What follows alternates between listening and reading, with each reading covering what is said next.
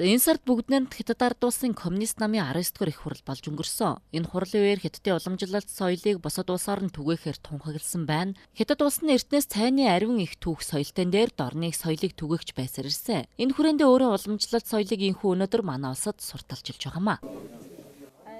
大家其实都知道，这个24节是我。 Саяхан Хятадын коммунист намын 19-р их хуралдаа өндөрлсөн. За энэ хуралдааны өндөрлөх үед одоо Хятадын Ши Жинпин дарга коммунист намын ерөнхий нарийн бичгийн дарга гэж явдаг. За энэ хүн маань Хятадын одоо сор болсон соёлыг гадагш байгаа түгээх гэсэн ийм хөө урайг дэвшүүлсэн байгаа. За энэ үйл ажиллагаа маань бас гадаадын улсууд Хятадын соёлыг түгээх нэг үйл ажиллагааны нэг хэсэг нь байгаамаа.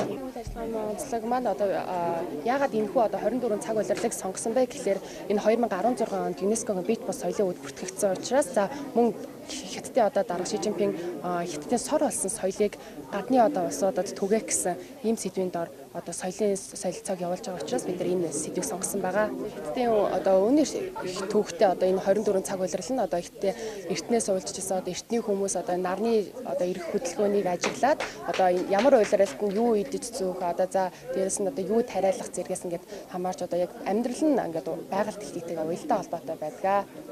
老百姓知道，我们中国的现在的老百姓都是根据这个节气就吃什么东西呀，用什么东西呀，对身体比较好的一种方式，生活方式。 24 цаг улирал нь Хятадын одоо ангаах ухаан за бие сувилах ухаантай маш нэгт холбоотой. За одоо ямар улиралд нь юу идэж уух уу гэхээс өксүүлээд одоо хэрхэн биеэ сувилах тал дээр зааж сургадаг байгаа. 大家也都知道，我们的这个我们国家这个19大刚刚闭幕，在这个19大报告那个习总书记在这里的报告上呢，就说了我们要弘扬我们的中国的优秀的传统的文化。这个中国的24节气呢，这就是之一，文化传统之一。